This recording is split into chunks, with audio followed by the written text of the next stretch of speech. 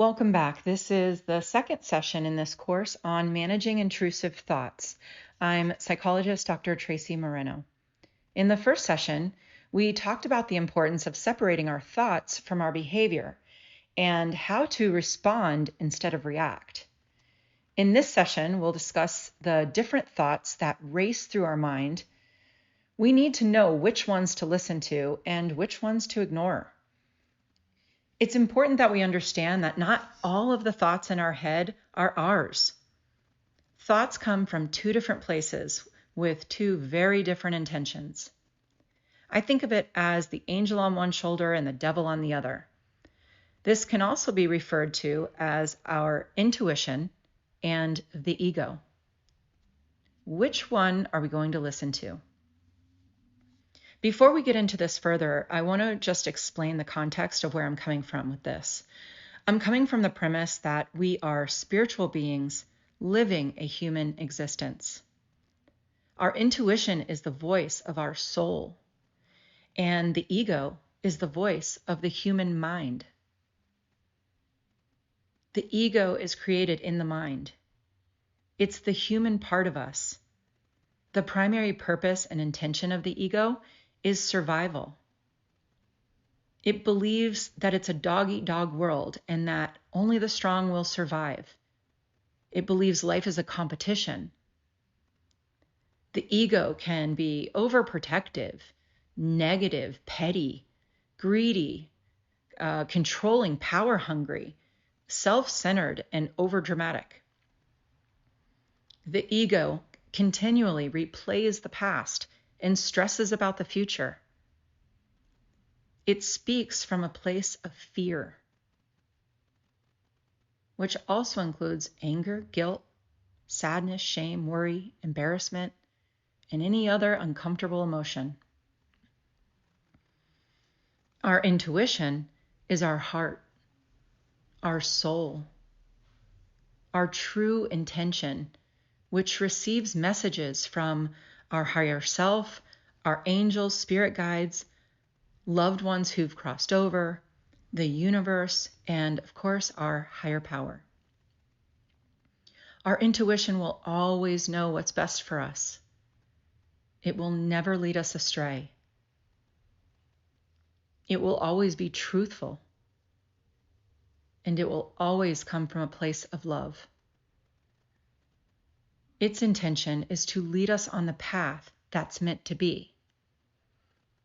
Our intention has the knowledge of all our lifetimes and can see the big picture far beyond what is causing us pain in this life, in this very moment.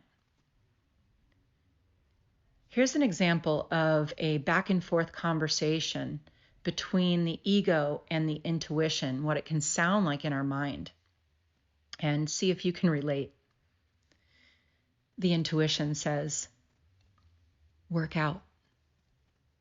The ego says, I'm tired. I don't need to work out. I worked out yesterday. I can do it tomorrow. I'll have more time tomorrow. The intuition says, run.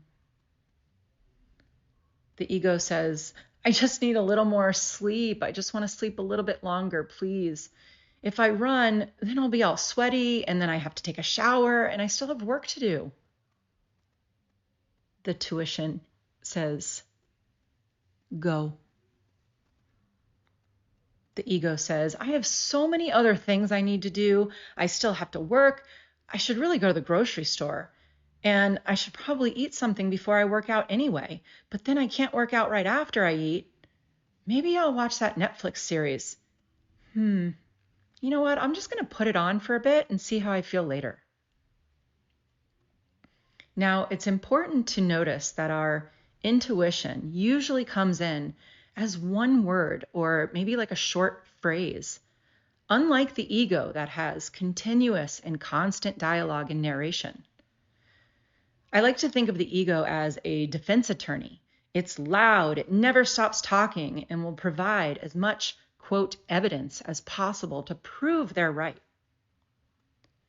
Our intuition, on the other hand, is soft and quiet, confident, and it doesn't say much because it doesn't need to. Our intuition knows the truth and has no need to defend itself or provide any evidence. In a book I read called The Untethered Soul, the author explained the ego in a great way that I loved. They said, the ego is like having an annoying roommate in your brain that never shuts up. Another example is to picture the ego as being that one person amongst a group of people who sucks all the energy out of the room and demands all of the attention. Or we all have that one uncle who loves to hear himself talk and thinks he knows it all. Well, that's what our ego sounds like. We need to see these thoughts for exactly what they are. Fear. Fear of the past. Fear of the future. And fear of change. Any change. Even if the change is a positive change, change is a threat to our ego because it causes a fear of the unknown. Let's do a quick exercise. Grab a pen and paper. If you don't have one already, you can go ahead and pause the recording and come back when you do.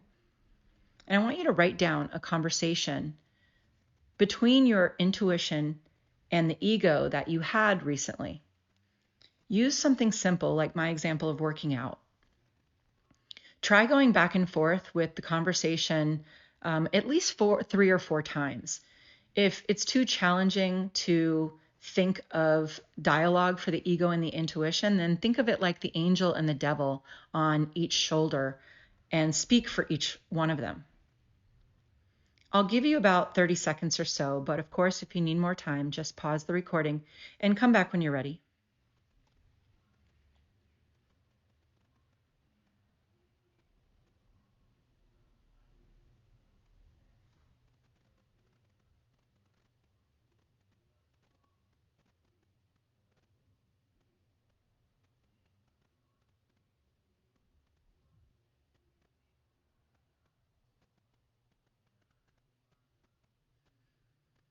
Now I want you to use a more serious, life-changing example, like whether or not to break up with or divorce your partner, or whether or not to change jobs or have children. I'll give you about another 30 seconds and pause if you need to.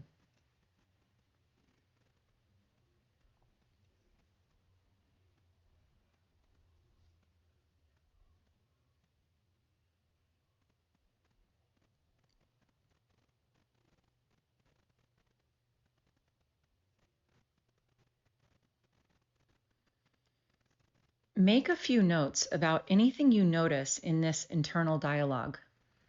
Hopefully, you can see the fear and negativity play itself out in the voice of the ego, and the hope and positivity play itself out in the intuition. For your therapy homework, I want you to practice differentiating the thoughts in your head. Differentiate your intuition from the ego.